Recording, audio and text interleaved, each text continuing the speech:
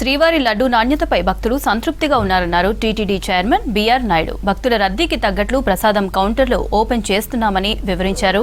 అధికారులతో కలిసి శ్రీవారి లడ్డూ కౌంటర్లను తనిఖీ చేశారు చైర్మన్. లడ్డూ జారీ విధానం, సిబ్బంది పనితీరు, లడ్డూ బరువును పరిశీలించారు. లడ్డూ నాణ్యతపై భక్తుల అభిప్రాయాలను తెలుసుకున్నారు బీఆర్ నాయుడు. దర్శన టికెట్లు, టోకెన్లు లేకపోయినా ఆధార్ నమోదుతో 4 లడ్డూలను ఇస్తున్నామని తెలిపారు.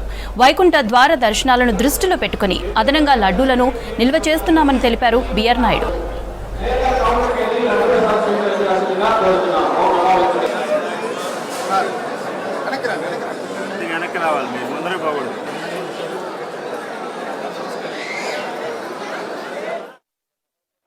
కార్యక్రమం మొదలైంది. దానికి అనుగుణంగానే ఈరోజు ఈ పోర్టుని ఈ లడ్డు కౌంటర్లందరినీ కూడా సందర్శించి ఇక్కడ జరుగుతున్నటువంటి ఏర్పాట్లన్నీ కూడా క్షుణ్ణంగా పరిశీలించాను. 100% సంతృప్తిగా ఉంది. ఎందుకంటే ఇప్పుడే మన వాళ్ళు చెప్పారు, రోజుకు 4 లక్షలు చిన్న లడ్డూలు, ఒక 7-8 వేలు పెద్ద లడ్డూలు విక్రయిస్తున్నారు.